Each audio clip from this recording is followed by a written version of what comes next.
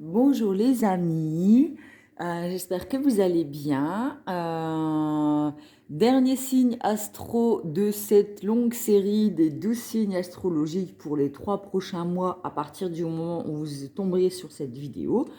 Et le dernier signe, c'est le Sagittaire, signe de feu. Donc c'est parti pour le Sagittaire. N'hésitez pas à liker cette vidéo, à vous abonner en cliquant sur la cloche en dessous de la vidéo afin de recevoir les notifications quand je publie des guidances. J'ai créé un groupe Facebook privé, Pomme Plume, Tarot, Oracle et compagnie. N'hésitez pas à faire une demande d'adhésion pour nous rejoindre dans le respect de l'autre et de soi-même et dans le non-jugement pour échanger sur nos croyances, qu'elles soient les mêmes ou pas. Il est 7h20 du matin, on est samedi, je suis réveillée depuis 5h11, donc il est tôt. Je ne parle pas trop fort du coup puisque ma fille dort encore et j'ai pas envie de gâcher son sommeil le week-end. Elle se lève suffisamment tôt toute la semaine pour l'école, donc je vais respecter son cycle du sommeil, elle en a besoin. J'ai mon petit chat qui est juste là, qui protège la guidance et les énergies. Donc c'est parfait, elle s'est mise au bon endroit.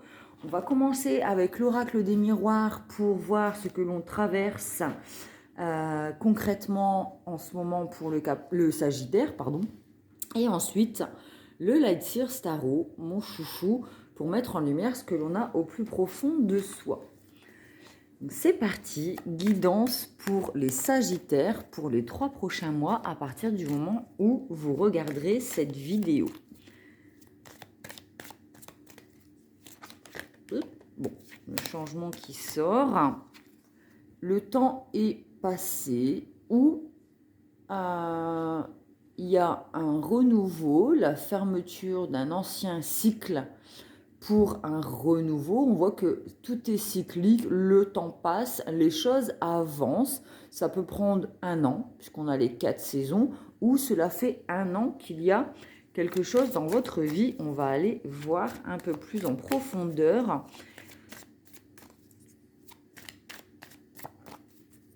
ce qui se passe dans la vie du Sagittaire pour les 3 prochains mois. On a peut-être besoin de temps. Alors, la famille, peut-être que, c'est même pas peut-être, c'est sûr que si on a l'objectif de créer sa famille, effectivement, ça prend du temps, d'accord? Donc peut-être qu'on nous demande d'être patient, que chaque chose arrive quand c'est le bon moment, de faire confiance. Mais plus le temps passe, plus presque je prends trop de place, quoi. Et ça va ou quoi? Dis. Bon. Presque, elle me bloque en fait. Donc voilà, on nous demande d'être patient, de faire confiance à l'univers, chaque chose arrive en son temps.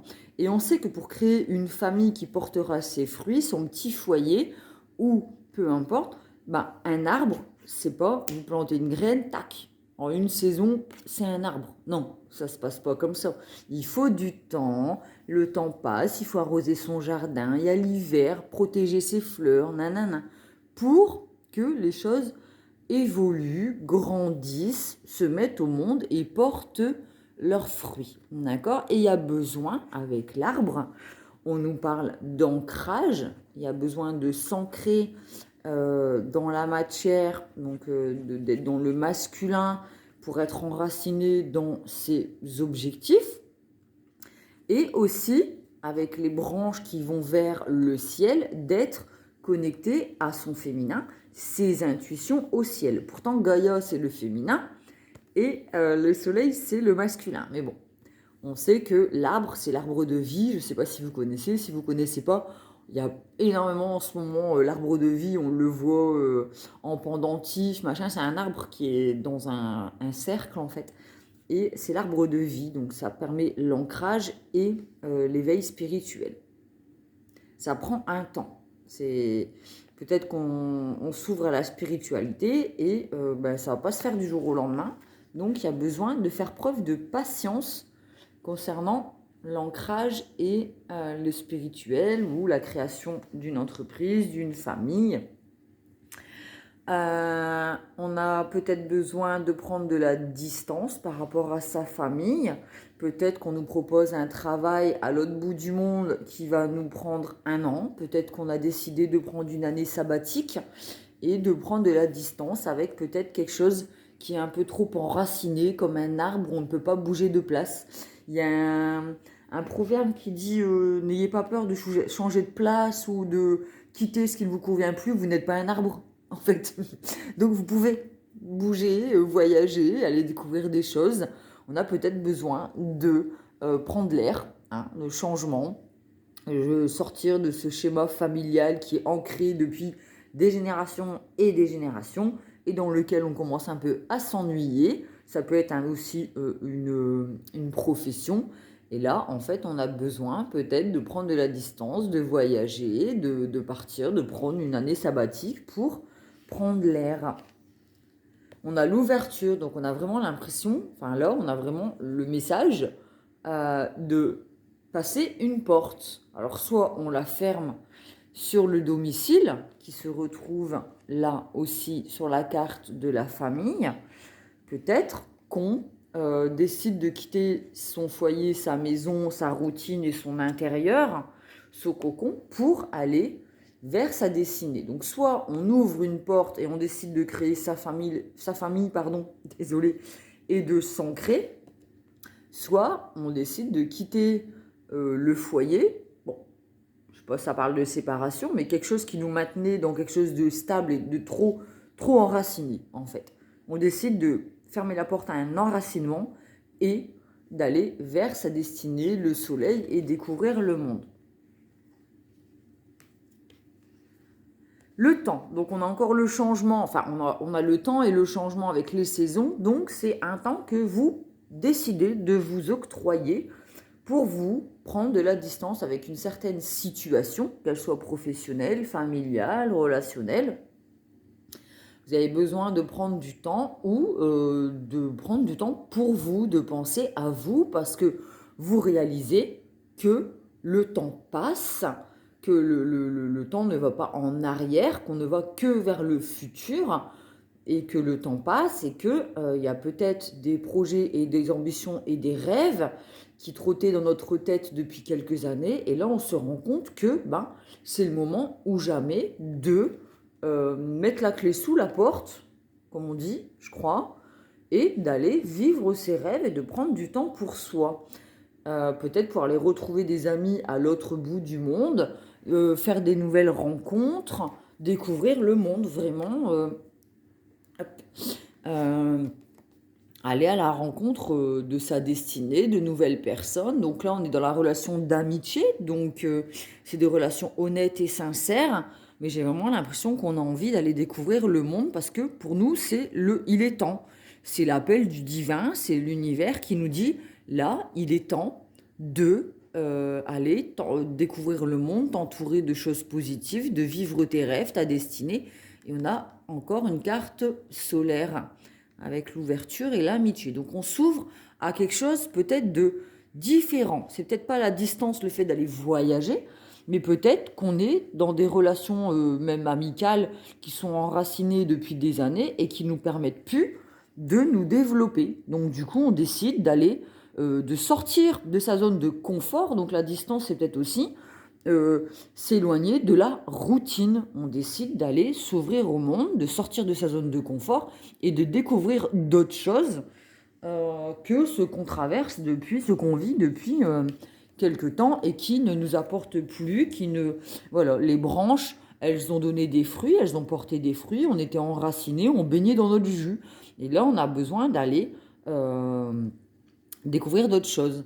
Il y a le retour du féminin ou du masculin dans notre vie, donc ça peut être dans une relation, ou alors on a encore la carte du soleil, hein, donc c'est positif, ou alors on passe de nos rêves à la réalité, du féminin avec les rêves et les intuitions, les passions, les envies, la créativité, et le masculin avec l'action. Donc là on a encore ce schéma cyclique avec la roue, le temps passe et il y a un retour aux énergies masculines et féminines et un rééquilibre dans la vie. Donc peut-être qu'on avait le rêve de voyager, de sortir de cette routine, et puis ben là, on passe à l'action, on écoute ses intuitions et ses rêves.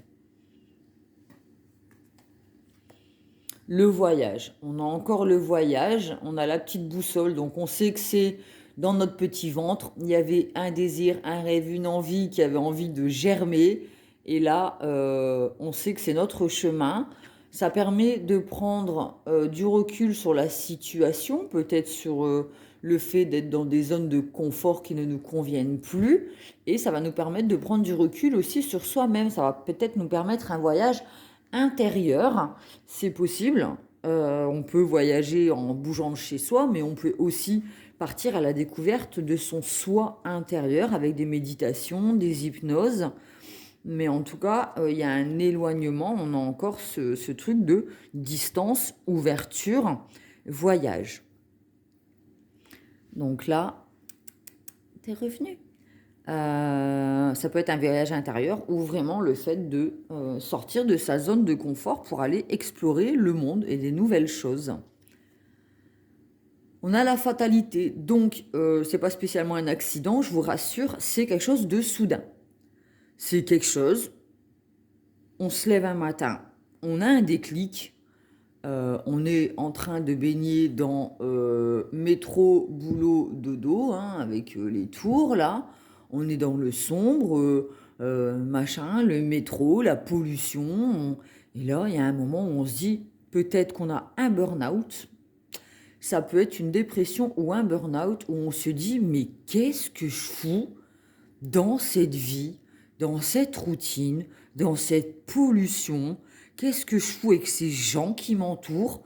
Mais je me suis trompée. Ma vie, mon rêve, ce qui me fait vibrer, c'est pas ça. J'ai peut-être le costard, la cravate, la mallette et l'argent, mais punaise, à l'intérieur, je suis gris, je suis... Enfin voilà, il y a besoin, là on a le pompier, donc il y a cet état d'urgence où il y a un semblant d'urgence de sortir de ça pour aller vers quelque chose de beaucoup plus vert, humain, dans les relations sincères, d'amitié, d'honnêteté, d'être honnête aussi envers soi-même et de mettre de la distance avec cette société qui ne nous permet pas d'évoluer en fait. On se sent sous une coupole. Donc il y a peut-être un moment où voilà, ça pète. Ça pète et on décide de mettre la clé sous la porte et de mettre ces projets qui étaient restés à l'intérieur de notre petit ventre et qui germaient pas. On décide de prendre soin de son jardin intérieur et de faire ce voyage, de se sortir de cette relation ça nous polluait, c'était polluant pour aller vers quelque chose de lumineux, le soleil, chaleureux, enfin voilà, on sort vraiment de cette zone de confort où peut-être c'était même pas du tout un confort, c'était une illusion parce qu'on nous disait il faut que tu gagnes de l'argent, il faut que tu fasses ta famille, il faut que tu crées ta maison, il faut que ceci, il faut que cela, et en fait on se rend compte mais c'est pas du tout mon chemin. J'ai tout acquis et je suis pas heureux. Je suis pas heureux, j'ai envie de me barrer.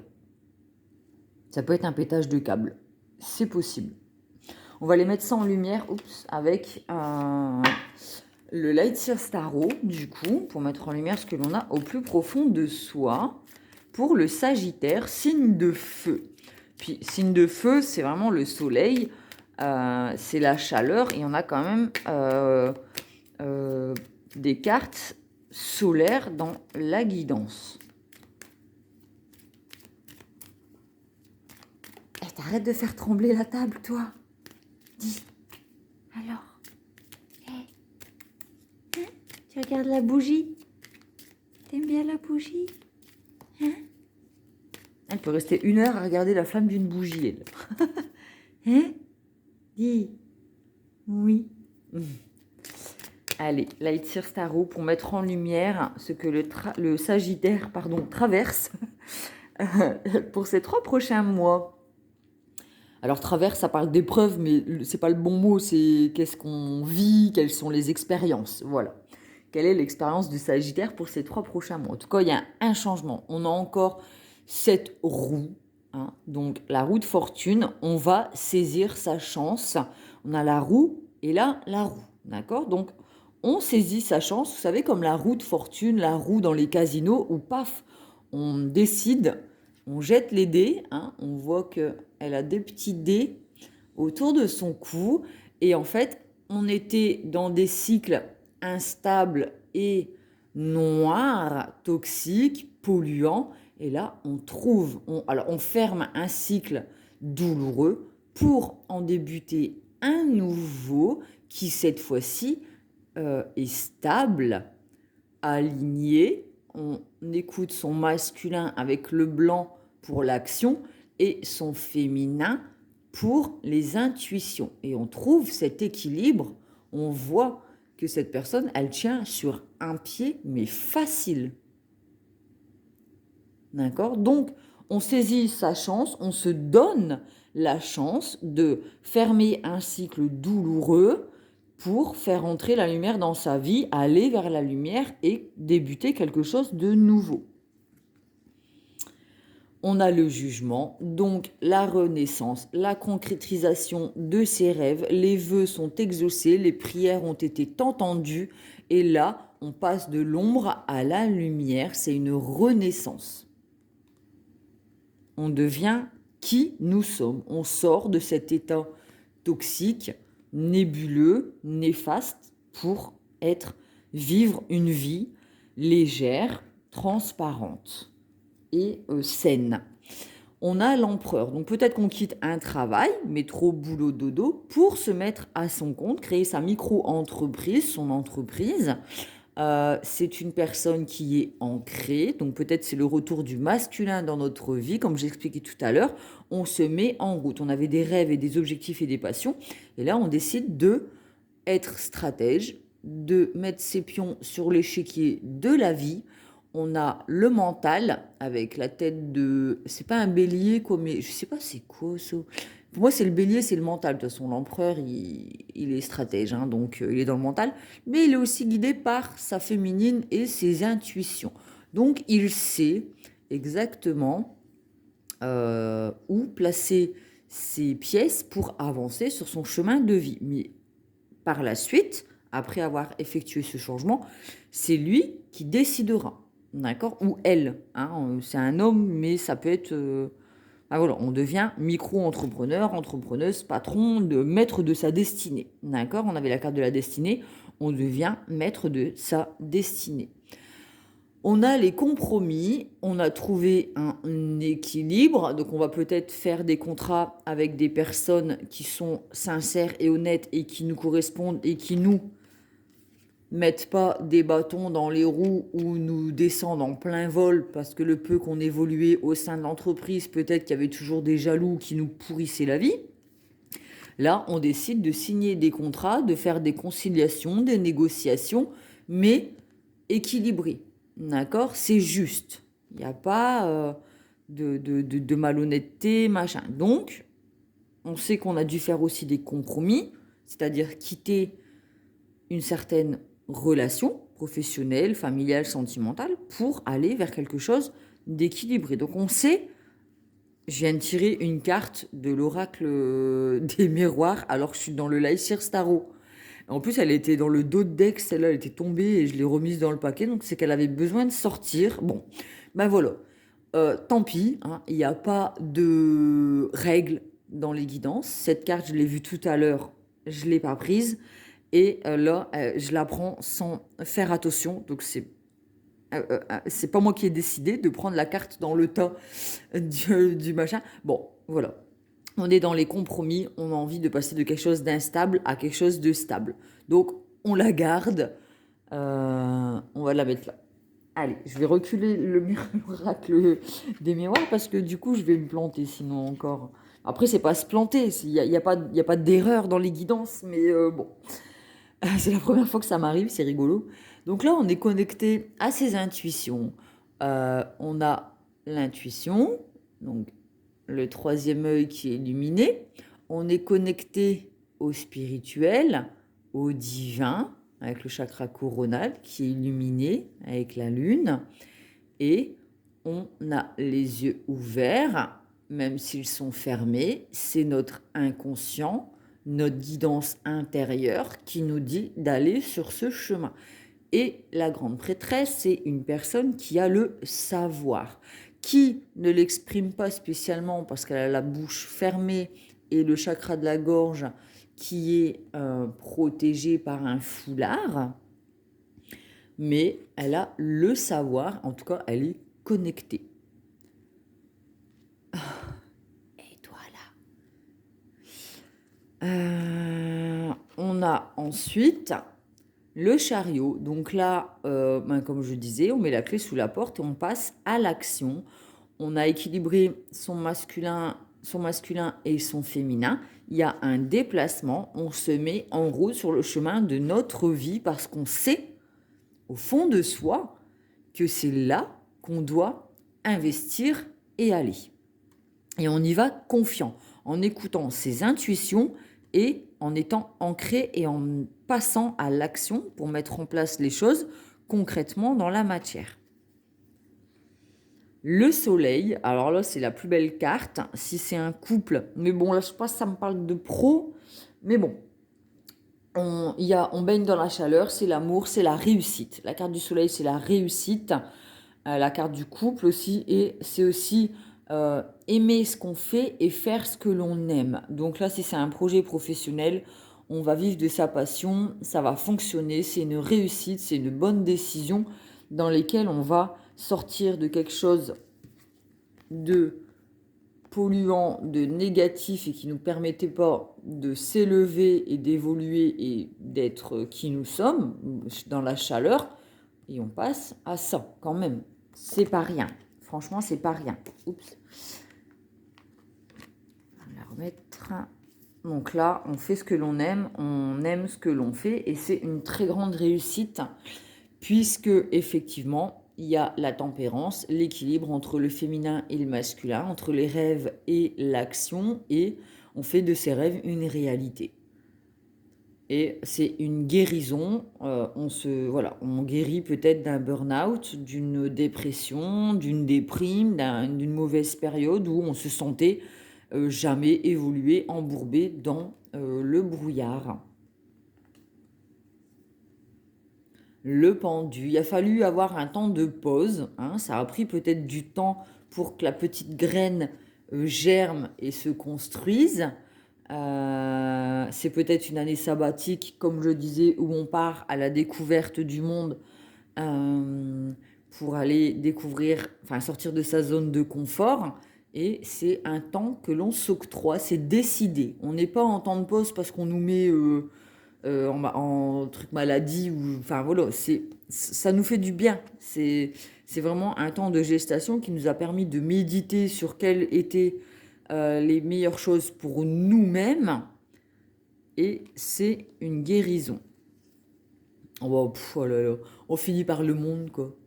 La réalisation totale.